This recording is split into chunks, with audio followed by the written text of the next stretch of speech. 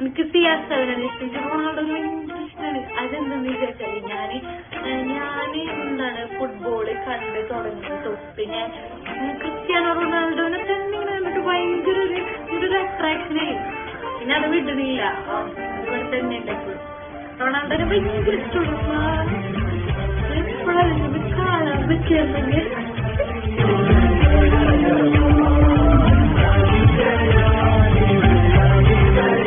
1985 ഫെബ്രുവരി മാസം പോർച്ചുഗലിലെ മദീറയിൽ സാധാരണ ഒരു ബാലൻ ജനിച്ചു. പരിയാടി അവരുടെ ജോസ്റ്റി അവരുടെ മകനായി ക്രിസ്ത്യാനോ റൊണാൾഡോ ജനിക്കുകയാണ്. പക്ഷേ തന്റെ കരിയറിൽ ധാരാളം പേർ കളിയാക്കിയുണ്ടായിരുന്നു. പക്ഷെ അതിനെല്ലാം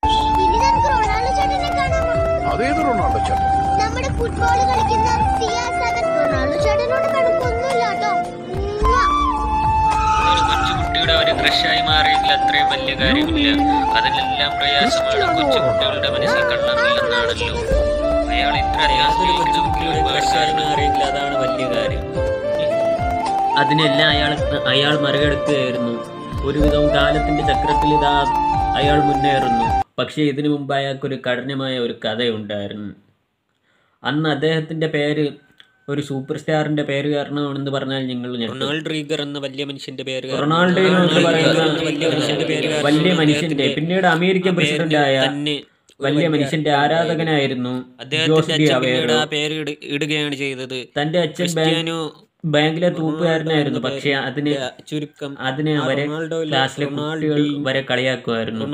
പക്ഷെ പിന്നീട് അമേരിക്കൻ പ്രസിഡന്റിന്റെ ഒരു ദിവസം അദ്ദേഹം നടനാകുകയും എല്ലാ കുട്ടികളോട് ആഗ്രഹങ്ങൾ ചോദിച്ചപ്പോൾ അവരെല്ലാവരും പറഞ്ഞു, എനിക്ക് പട്ടാളമാവണം, പോലീസ് ആവണം, എഞ്ചിനീയർ ആവണം, കളിക്കാരനാവണം, ബാക്കിയുള്ള എല്ലാം ആവണം, ഏറ്റവും മികച്ച എഞ്ചിനീയർ ആവണമെന്ന് വരെ പലരും പറഞ്ഞു. പക്ഷെ അന്ന് ഏറ്റവും കളിക്കാരന് ഏറ്റവും പഠിക്കാൻ മോശമായ ഒരു കുട്ടി ഉണ്ടായിരുന്നു. പക്ഷെ അവൻ കളിയിൽ മിടുക്കനായിരുന്നു. അവൻ്റെ കൂടെ ചോദിച്ചപ്പോൾ അവൻ പറഞ്ഞു, എനിക്ക് ലോകത്തിലെ ഏറ്റവും മികച്ച ഫുട്ബോളർ ആവണമെന്ന്. അപ്പോൾ ഈ ഫുട്ബോൾ കൊണ്ട് നിനക്ക് വിശപ്പടക്കാൻ കഴിയുമെന്ന് കേട്ടപ്പോൾ അന്ന് അവൻ പറഞ്ഞു, കഴിയും.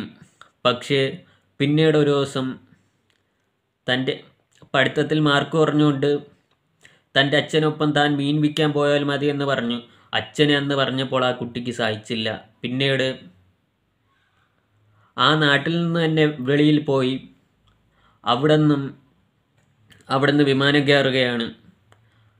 പരിചയമില്ലാത്ത നാട്, പരിചയമില്ലാത്ത ഭക്ഷണം, അതിനെല്ലാം മറികടന്നു. തൻ്റെ ശരീരമായിരുന്നു മറ്റുള്ളവർക്ക് പ്രശ്നം. ഏറ്റവും ചുക്കിച്ചുളിഞ്ഞ ശരീരമായിരുന്നു. കാരണം എന്തെന്നറിയാമോ? പട്ടിണിയായിരുന്നു, പട്ടിണിയും ദാരിദ്ര്യവും. ഒരിക്കൽ ഒരു ഇൻ്റർവ്യൂവിൽ ചോദിച്ചു, തൻ്റെ അച്ഛൻ എത്രത്തോളം കാറുണ്ട്? അന്ന് കാറില്ല. പക്ഷെ തനിക്കിന്ന് എത്രത്തോളം കാറുണ്ടെന്ന് കേട്ടപ്പോൾ അയാൾ ഒരു ഇൻ്റർവ്യൂവിൽ പറയുകയാണ്, എൻ്റെ കാറുകൾ എത്ര ഉണ്ടെന്ന് തന്നെ എനിക്കറിയുകയില്ല. പക്ഷെ ആ നിലയ്ക്കൊന്ന് നോക്കുമ്പോൾ ഇന്ന് അയാൾ എവിടെ എത്തിയിരിക്കുന്നു. അങ്ങനെ ആ ക്ലബിൻ്റെ എല്ലാം ഏറ്റെടുക്കുകയാണ്. ഞാൻ പറഞ്ഞു കേട്ടല്ലോ. പക്ഷെ അവിടെ എല്ലാം പരിഹാസവും കുത്തുവാക്കുകളും മറ്റുള്ളവർ പറയുമ്പോഴും അവിടെ ആരും അവ അവിടെ തളർന്നില്ല. അതിനെല്ലാം ഒരു അഗ്നിയുടെ ജ്വാലയായി അവൻ്റെ മനസ്സിൽ ഉള്ളിൽ കിടന്ന ഒരു തീ ജ്വാലയായിട്ട് അവിടെ ഭവിക്കുകയായിരുന്നു. പക്ഷേ പിന്നീട് അവൻ രാത്രി വരെ വർക്കൗട്ട് ചെയ്യുകയായിരുന്നു. വെളുപ്പം കാലത്ത് 5:30 എണീറ്റ് നേരത്തെ എണീക്കുന്ന ഒരു പയ്യനായിരുന്നു. എന്നിട്ട് പ്രാക്ടീസിന് ഒട്ടും മുടക്കം വരാതെ എത്ര വേദന സഹിച്ചും അവനവിടെ മുന്നേറുകയായിരുന്നു. ഇന്ന് ക്രിസ്ത്യാനോ റൊണാൾഡോ ഒരു 6 പാക്ക് തന്നെ കണ്ടാലറിയാം അദ്ദേഹം എത്രത്തോളം വർക്ക് ചെയ്യുന്നെന്ന്. അദ്ദേഹം ടാറ്റു പോലും അടിച്ചിട്ടില്ല. അതിന് പിന്നിലൊരു കാരണമുണ്ട്. ധാരാളം പേർക്ക് ബ്ലഡ് ദാനം ചെയ്യുകയും ബ്ലഡ് ക്യാൻസർ വന്നവർക്കും സഹായം ചെയ്യുകയും മജ്ജ മാറ്റിവെക്കൽ ശസ്ത്രക്രിയയ്ക്ക് വരെ ഒരു കുട്ടിക്ക് തൻ്റെ സ്വന്തം മജ്ജ നൽകുകയും ചെയ്തു. അതാണ് ക്രിസ്ത്യാനോ റൊണാൾഡോ എന്ന ഇതിഹാസം. ഫെബ്രുവരി മാസം 5-ാം തീയതി രണ്ട് ഇതിഹാസങ്ങളുടെ ജന്മദിനമാണ് ആഘോഷിക്കുന്ന ലോകമെന്നും. അവർക്കെന്ന് ആശംസയായി ഒരുപാട് ട്വീറ്റുകൾ ഫേസ്ബുക്കിലും ഇൻസ്റ്റഗ്രാമിലും ട്വിറ്ററിലും അടക്കം വാട്സപ്പ് സ്റ്റാറ്റസുകൾ വരെ നിറഞ്ഞു വയ്ക്കുന്നത് കാണാം.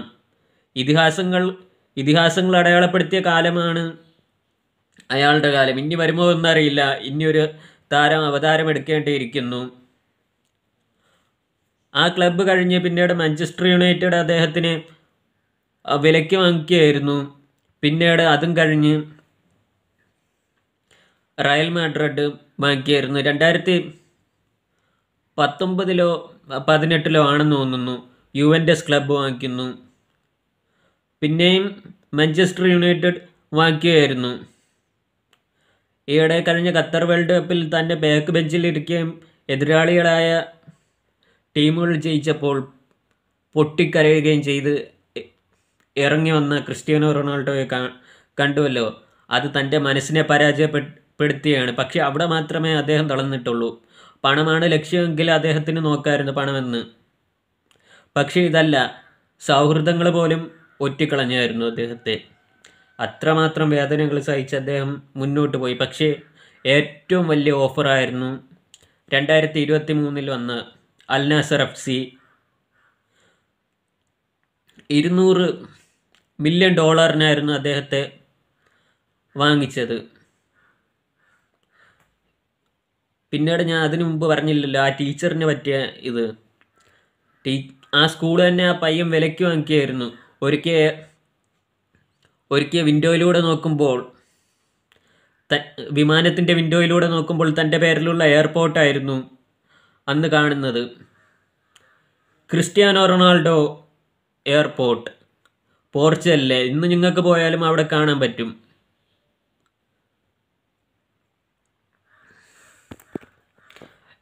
ഫലസ്തീനിലെ പല മുസ്ലിം കുട്ടികളെയും ഇറാഖിലും ഇറാനിലെയും പലരെയും സഹായിച്ചിട്ടുണ്ട്. ഒരിക്കൽ 2014 സ്വീഡൻ്റെ മത്സരം കേൾക്കുകയായിരുന്നു. ഒരു മത്സരം നടക്കുകയായിരുന്നു. ഒരു കുട്ടിയാണെങ്കിൽ ആക്സിഡൻറ്റിൽപ്പെട്ട് ബോധമില്ലാതെ കിടക്കുകയായിരുന്നു. പക്ഷെ അവന് ബോധം വരുത്താൻ വേണ്ടി അവന് ഇഷ്ടമുള്ള കാര്യങ്ങൾ ചെയ്യാൻ പറഞ്ഞു. അപ്പോഴാണ് അവൻ്റെ അമ്മ പറഞ്ഞത്, ഒരു പേര് മാത്രം മതി. ആ പേര് ക്രിസ്ത്യാനോ റൊണാൾഡോ. ഒരു ദിവസം റേഡിയോയിൽ കൂടി പ്രഭാതകിരണത്തിൽ കേൾപ്പിക്കുകയായിരുന്നു.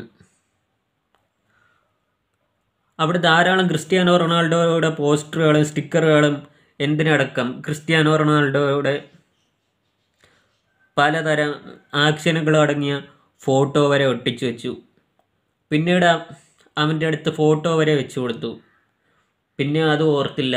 പക്ഷെ പിന്നെ ആ റേഡിയോ റെക്കോർഡറിൽ സ്വീഡൻ്റെ മത്സരം കഴിഞ്ഞപ്പോൾ അവിടെ നിന്ന് അനൗൺസ്മെൻറ്റ് കേട്ടു, ക്രിസ്ത്യാനോ റൊണാൾഡോ എന്ന ആ പേര്. ആ പേരിൻ്റെ വലിപ്പം തന്നെ ഒന്ന് ആലോചിച്ച് നോക്കൂ. ചെങ്കനൽ പോലെ ഉറച്ചിരിക്കുന്ന മനസ്സും ശരീരമുള്ള വ്യക്തിയുടെ പേരാണ്. പിന്നീട് ആ പയ്യ അവിടെ നിന്ന് ഉയർത്തെഴുന്നേറ്റു, ഫിനിക്സ് പക്ഷിയെ പോലെ. ജീവിതത്തിൽ എവിടെ തളർന്നുപോയെന്നല്ല, ഇനി എങ്ങനെ തുടങ്ങും, ഇനി എന്ത് ചെയ്യും എന്നതിലാണ് കാര്യം. ജീവിതത്തിലെ ഓരോ കാലഘട്ടങ്ങളും ഓരോ പരീക്ഷണങ്ങളാണ്. 1000 കൂട്ടുകാർ വന്നേക്കും അവർ കളിയാക്കിയേക്കും. പക്ഷെ അവരുടെ എല്ലാ ഉദ്ദേശം നിങ്ങളാരും അവരെക്കാൾ മികച്ചതാവരുത്. പക്ഷെ നിങ്ങളുടെ ഉദ്ദേശം അവരെങ്ങനെ പോട്ട് ഞാൻ എൻ്റെ വഴി, എൻ്റേതായ തിരഞ്ഞെടുപ്പ് മാത്രം. ഞാൻ കാരണം ആർക്കും ദോഷം ഉണ്ടാകരുതെന്ന് ആഗ്രഹിക്കുകയാണ്. നിങ്ങളുടെ എൻ്റെ ധർമ്മം.